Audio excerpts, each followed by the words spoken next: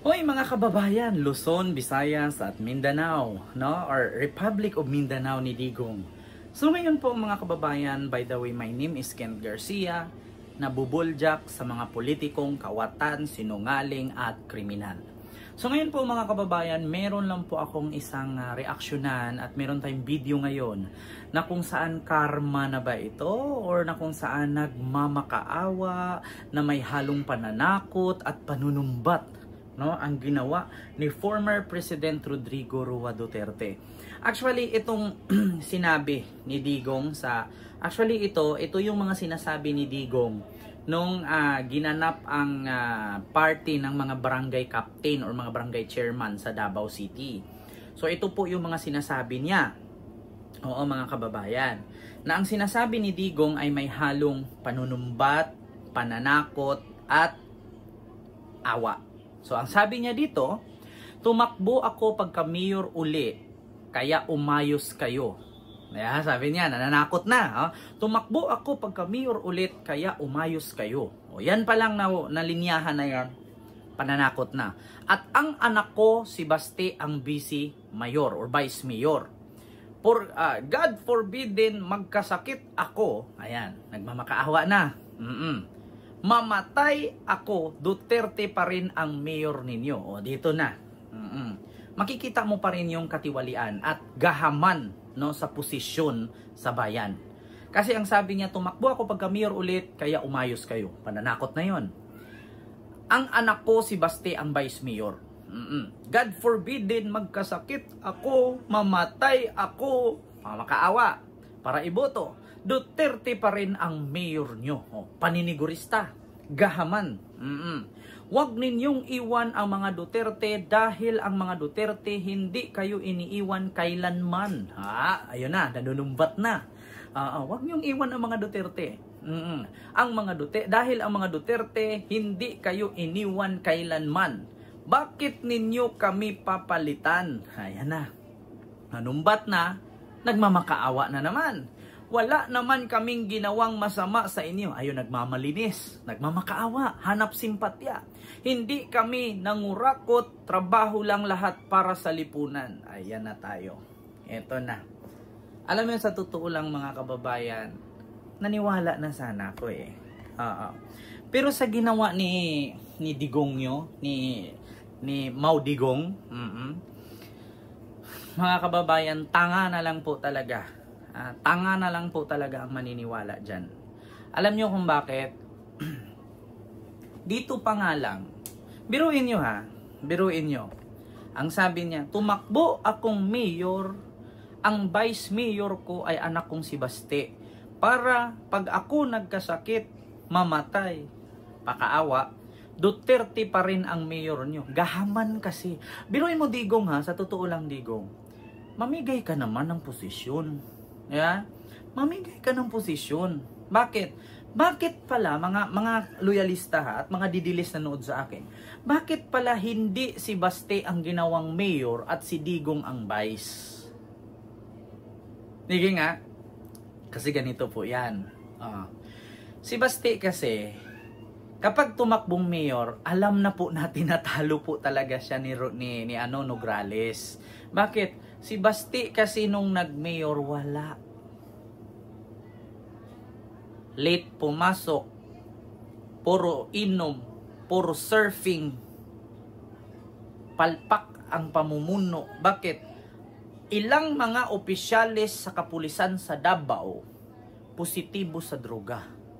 Ilang mga workers sa City Hall, 37 personnel, positibo sa droga. Ngayon ninyo sabihin na ang ginawa ni Digong noon na may 911 at pinaka-safe na city sa buong mundo, ang Davao. Paano ka maging safe niyan kung ang pulis? Hindi ko nila lahat 8 police officer sa Davao positive sa drugs. Paano ka maging safe niyan na kung mismong ang empleyado ng City Hall sa pamamagitan ng pamumuno ni Basti Duterte ay positibo sa mga droga? 37 ka personnel sa City Hall. Di ba?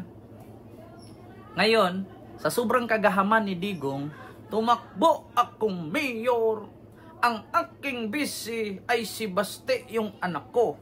Kasi kapag ako namatay, Duterte pa rin ang mayor nyo. Gahaman. Yeah?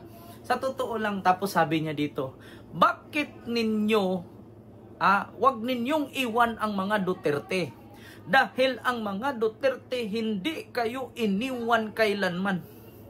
Kaya nga hindi nyo iniwan yung Davao kasi alam nyo dyan kayo kumikita. Wala naman kayong mga trabaho. Wala naman kayong mga negosyo. Yeah? Wala naman kaming ginawang masama sa inyo. Hindi kami nangungurakot, trabaho lang lahat para sa lipunan. Po, kinang-inang yan. Tapos dito, nakalagay pa dito, bakit ninyo kami papalitan? Ito na. Nagtanong na. So ito po, sa totoo lang mga kababayan, nangangamoy talo na po ang mag-amang Duterte sa Davao City. Nangangamoy talo na. Bakit? Dito pa lang, tumakbo akong mayor ulit kaya umayos kayo. Nananakot na. At ang anak ko si Baste ang vice mayor. God forbidden, sabi niya, simba ko palayo sa Bisaya, magkasakit ko, mamatay ko, ang Duterte pa rin ang mayor nyo. Kasi si Baste ang papalit pag namatay ang tatay. Sabi ko sa inyo, pag mga gahaman sa posisyon ganyan, alam mo sa totoo lang, Digong, bigyan mo ng tsansa. Yung iba maging vice mayor mo, hindi yung, Diyos ko, ginawa mo pang vice mayor yung anak mo, alam mo namang bulakbul yan, alam mo namang wala rin yung kwenta, pareho kay Inday. So walang kwenta yung vice mayor mo. Bakit? Vice mayor, anak mo. Pag gumawa ng palpak yan, ikaw pa rin sasalo. Bakit? Kasi ikaw ang mayor. Kasi tingnan mo, naging mayor yan ngayon dyan. Ang yabang-yabang. Yan si Torre, pag nakita ko yan. Yan si Torre. Pag nakita ko yan, laparoon yun anak ko. Sampalin ko yan talaga. Nung lumabas si Torre, nawala si Baste. Diba? Sabi ko sa inyo, yan si PNP General Torre. Pag nakita na ko na, sampalin ko talaga yan. Diba? Sabi ni Baste. Nung lumabas si General Torre, ni utot, ni hinga, ni anino ni Baste, wala. Kaya, sabi ko nga sa inyo, palpak na nga. Sa totoo lang si Digong, magaling naman talaga magdala sa politika. Ang problema lang kasi, hinahaluan niya ng katarantaduhan. Una, my God, I hate drugs. Pero hindi niya alam na lahat ng sakop niya, puro protektor sa droga. Economic advisor Michael Yang, producer ng droga. Anak na congressman si Pulong, drug smuggler. Manugang si Man Scarpio na asawa ni Sara Duterte na Vice President ng Pilipinas. Si Man Scarpio na manugang niya, drug smuggler. Magaling naman si Digong talaga. Hindi natin may tanggi, magaling si Digong pagdating sa kalukuhan. Kasi walang ginagawa si Digong na hindi dinaan sa kalukuhan. Diyan sila masisira. Hindi habang buhay ang tao nakapikit. At hindi habang buhay ang tao tikom ang bibig. Pag dumating ang panahon na mapuno ang salop, tinatapyasan. Ito na. Former President Duterte nangangamoy talo na sa eleksyon sa Davao.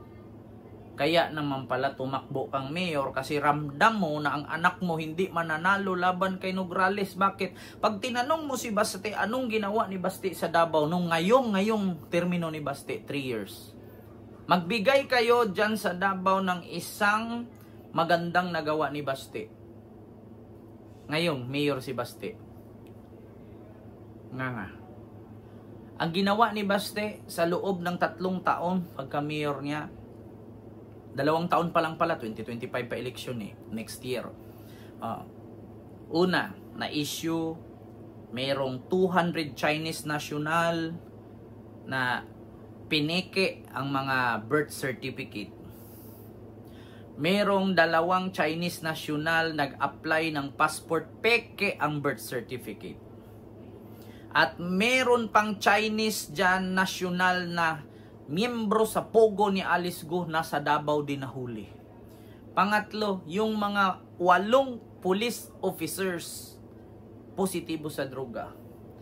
37 ka City Hall employee positibo sa droga.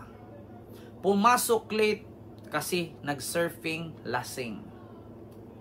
Tapos, panghuli, Davao, may pogo. Tapos ngayon, kaya tumakbo si Digong pagka-mayor at ginawang vice mayor si Baste kasi alam niya na talo ni Nograles si Baste. Diba? So yun lang, mga kababayan, Luzon, Visayas at Mindanao, nangangamoy basurahan ang bagsak ni former President Digong sa eleksyon sa Davao. Nangangamoy talo. So yun lang, maraming salamat. Nanumbat na, nagmakaawa na, nagbanta pa, nananakot pa. So yun lang, maraming salamat and see you next vlog. God first. Thank you.